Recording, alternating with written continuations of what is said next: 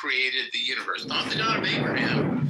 Nor, I mean, how in the world would you think God is omniscient and omnipotent when he says, yeah, I regret making humans and now I'm going to kill most all of them off? Or, now I'm going to have to nuke Sodom and Gomorrah.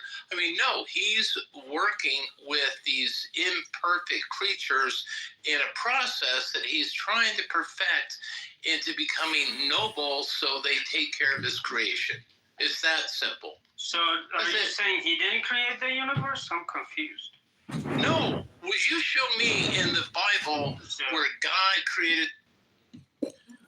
Okay, Michael, Fred, you want to come up and say anything? Because you may not like what you're about to hear. But I'm going to read from the Book of Wisdom or Folly and contrast what I'm about to read with what you just listened to.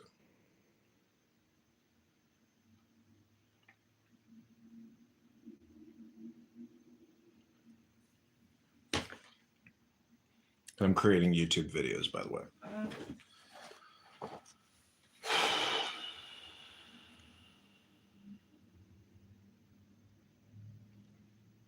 Okay, this is called On Certain Arts Magic. De Quibuzdam Artibus Magicis. Now of those operations of magic by which thou seekest to display unto some other person the righteousness of thy will, I make haste to instruct thee. First, if thou have a reasonable link with him by word or letter, it is most natural simply to create in thyself as I have taught a child or bud will, and let that radiate from thee through the channel aforesaid. But if thou have no links, the case is otherwise, and is not easy. Here thou mayst make communication through others, as it were by relays, or thou mayst act directly upon his aura, by magical means such as the projection of thy Sinlaika. But unless he be sensitive and well attuned, thou mayst fare but ill. Yet even in this case thou mayst attain much skill by practice with intelligence. In the end it is better altogether to work wholly within thine own universe, slowly and with firm steps advancing from the center, and dealing one by one with those unharmonized parts of the not-self, which lie close to thee and impinge upon thee. This therefore closeth the circle of my speech. For now I am returned to that which I spake aforetime concerning the general method of love, and thy development by that way. The great work De Magno Opere. But now give ear most eagerly, thou son of my loins, for I will now discourse unto thee of thine own attainment, without which all is but idleness. Know first that conscious thought is but phenomenal, the noise of thy machine. Now chemistry or alchemy meaneth the Egyptian science, and the true magic of Egypt hath this for its foundation. We have in our house many substances which act direct upon the blood, and many practices of virtue similar to simulate, compose, purify, analyze, direct, or concentrate the thought. Confer the book of the law, chapter 2, verse 22, but this action is subtle and of many modes, and dependeth heavily on the conditions of the experiment, whereof the first is thine own will therein. Therefore I say unto thee that this is thy work, immediate and necessary, to discover openly thy will unto thyself, and to fortify and enkindle it by all one-pointedness of thought and action, so that thou mayst direct it in words unto its core, that is thyself is thy name, had it, for thereby is thy will made white with heat, so that no dross may cling to it. But this work is the great work, and standeth alone. On the steps to the great work, De Gradibus ad Magnum Opus. This great work is the attainment of the knowledge and conversation of thine holy guardian angel. In the eighth ether is the way thereof revealed. But I say, prepare thyself most heartily and well for that battle of love by all means of magic. Make thyself puissant, wise, radiant in every system, and balance thyself well in thine universe. Then with a pure will tempered in the thousand furnaces of thy trials, burn up thyself within thyself. In the preparation thou shalt have learned how thou mayst still all thoughts, and reach ecstasy of trance in many modes. But in these marriages thy conscious self is bridegroom, and the not self bride, while in this great work thou givest up that conscious self as bride to thy true self. This operation is then radically alien from all others, and it is hard, because it is a total reversal of the current of the will and the transmutation of its formula and nature. Here, O my son, is the one secret of success in this great work. Invoke often on the formula of the moon, de formula lunae. Thus then concerning operations of the Tao with the Yang and the Yin, is there enough? For thine own art of beauty shall divine for thee, and devise new heavens. But in all these is the formula of the serpent with the head of the lion, and all this magic is wrought by the radiance and creative force thereof. And this force leapeth continually from plane to plane, and break forth from his bonds, so that constraint is labor. Now then learn that the yin hath also a formula of force, and the nature of the yin is to be still and to encircle or limit, and it is a mirror reflecting diverse images without change in its own kind. So then it seeketh never to overleap the barriers of its plane. For this reason it is well to use it in operations of a very definite and restricted type. But although it be inert, yet is it most subject to change, for its number is 81, which is of the moon, and these are Alim, Alim, the gods elemental before H, descending in the midst, made them creative. So then thou mayst use constantly this formula to rearrange things in their own planes, and this is a most pragmatic consideration. Pragmatic is spelled with a tick at the end, T-I-C-K, like magic. Pragmatic. De Achilles Sumenda, on the consuming eagle.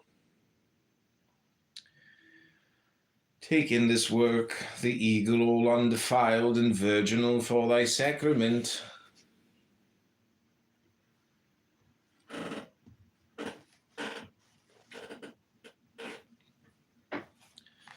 And thy technique is the magic of water, so that thine act is of nourishment and not of generation. Therefore the prime use of this art is to build up thine own nature. But if thou hast skill to control the mood of the eagle, then mayst thou work many an admirable effect upon thine environment. Thou knowest how great is the fame of witch women, old and without man, to cause events, although they create nothing. It is this straightness of the channel which giveth force to the stream. Beware, O my son, lest thou cling overmuch to this mode of magic, for it is lesser than that other, and if thou neglect that other, then is thy danger fearful and imminent, for it is the edge of the abyss of Koronzon, where are the lonely towers of the Black Brothers.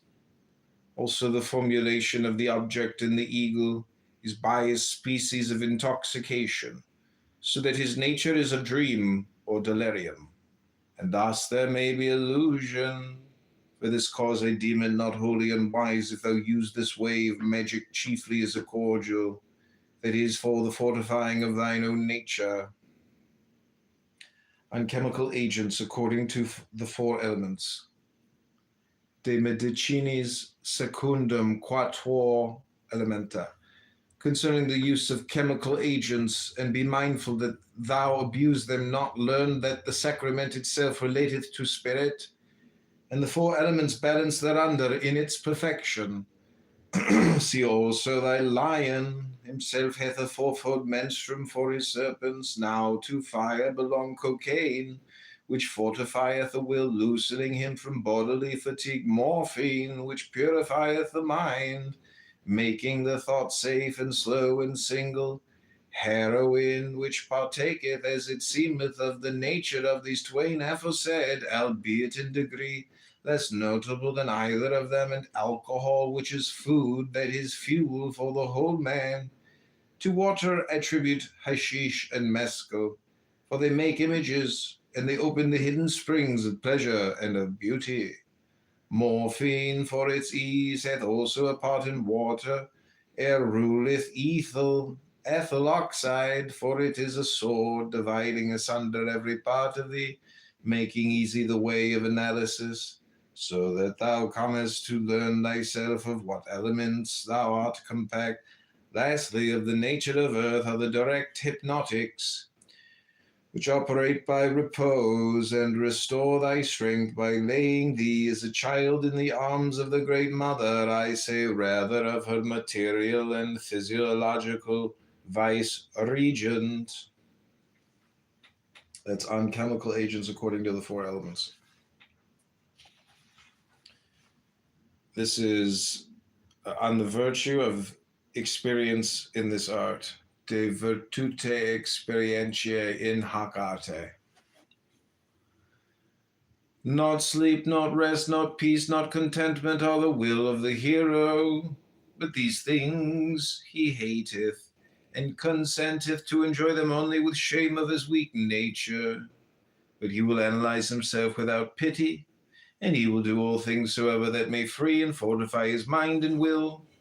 Know that the technique of the right use of these magic poisons is subtle, and since the nature of every man differeth from that of his fellow, there entereth idiosyncrasy, and thine experience shall be thy master in this art. Heed also this word: following the right use of these agents is to gain a knowledge preliminary of thine own powers and of high state, so that thou goest not altogether blindly and without aim in thy quest, ignorant of the keys to thine own inner being. Also thou must work alway for a definite end, never for pleasure or for relaxation, except thou wilt as a good knight is sworn to do, and thou being hero and magician art in peril of abusing the fiery agents only, not those of earth, air, or water, because these do really work with thee in purity, making thee holy what thou wouldst be, an engine indefatigable, a mind clear, calm, and concentrated, and a heart fierce aglow. On the true sacrament, de sacramento vero.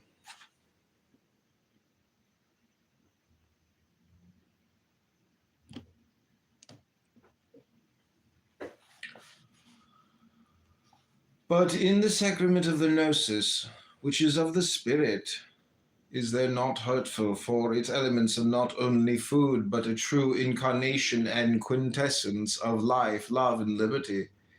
And at its manifestation thy lion is consecrated by pure light of ecstasy. Also, as this is the strongest, so also it is the most sensitive of all things soever, and both proper and ready to take impressive will, not as a seal passively, but with true recreation in a microcosm thereof. And this is a God alive and puissant to create, and he is a word of magic, wherein thou mayst read thyself with all thine history and all thy possibility. Also as to thine eagle, is not this chosen by nature herself by her way of attraction, without which harmony, aesthetic and magnetic, thy lion is silent and inert, even as Achilles before his rage in his tent. Now also, therefore, I charge thee, O my son, to partake constantly of the sacrament, for it is proper to all virtue, and as thou dost learn to use it in perfection, thou wilt surpass all other modes of magic. Yea, in good sooth, no herb or potion is like unto this supreme in every case, for it is the true stone of the philosophers, and the elixir and medicine of all things, the universal tincture or menstruum of thine own will. On directing disciples de discipulis regendis. I will have thee to know moreover, my dear son, the right art of conduct with them whom I shall give thee for initiation, and the rule thereof is one rule. Do what thou wilt shall be the whole of the law. See thou constantly to it that this be not broken, especially in the section thereof. I dare say, sir, which readeth mind thine own business. This is of application equally to all, and the most dangerous man or woman as hath occurred, or I err, is the busybody. Oh, how ashamed are we, and moved to indignation, seeing the sins and follies of our neighbors. Of all the occasions of this grievance, the most common is the desire of sex unsatisfied. And thou knowest already, even in thy young experience, how in that delirium the wheel of the whole universe appeareth of no account. Do thou then wean thy babes from that simplicity, and instil the sense of true proportion, for verily this is a way of madness, love, unless it be under will.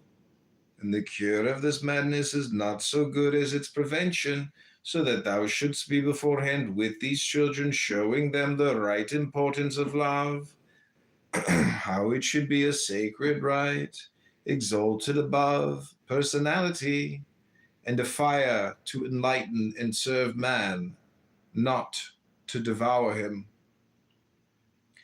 And certain diseases of disciples. De quibus dam morbis discipulorum. And thus, if any babe of thine be ill at ease, look closely first whether this love be not the root of his distemper.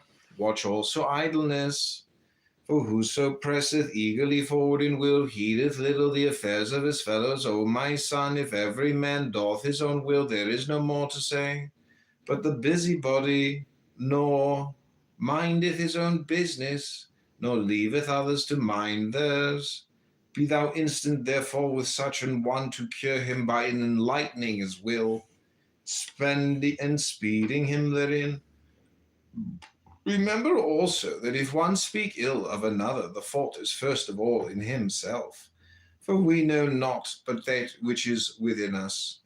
Did not the great witch-finder end by confessing that he also was a sorcerer? We become that which obsesseth us, either through extreme hate or extreme love. Knowest thou not how the one is a symbol of the other? For this reason, since love is the formula of life, we are under bond to assimilate in the end that which we fear or hate. So then we shall be wise to mold all things within ourselves in quietness and modulation. But above all, must we use all to our own end, adapting with adroitness even our weakness to the work. On watching for faults in the house.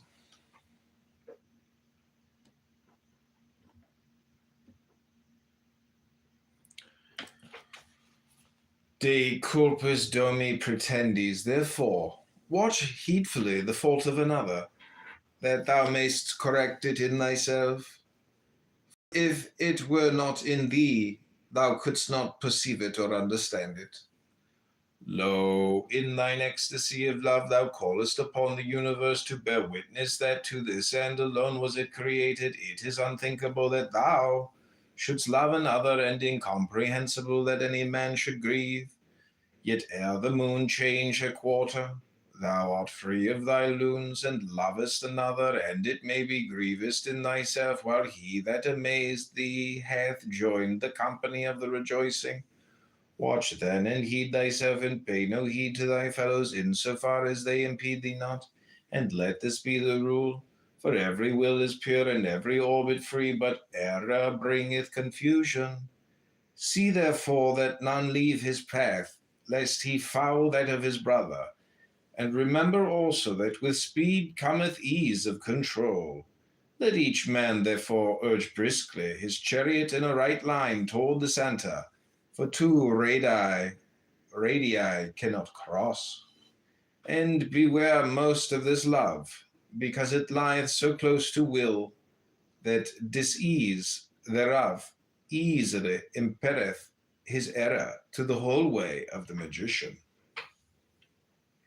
On the body that is the shadow of man, de corpore umbra homini, concerning the aeon, O my son, learn that the sun and his vice-regent are in all aeons of necessity, father, center, creator, each in his sphere of operation. But the formula of the past aeon was of the dying God and was based upon ignorance. For men thought that the sun died and was reborn alike in the day and in the year, and so also was the mystery of man. Now already are we well assured by science how the death of the sun is in truth but the shifting of a shadow. And in this aeon, O my son, I lift up my voice and I make prophecy. So shall it be proven as to death. For the body of man is but his shadow. It cometh and goeth even as the tides of ocean, and he only is in darkness, who is hidden by that shadow from the light of his true self. Now therefore understand thou the formula of Horus, the lion god, the child crowned and conquering, that cometh forth in force and fire. For thy changes are not phases of thee, but of the phantoms which thou mistakest for thyself.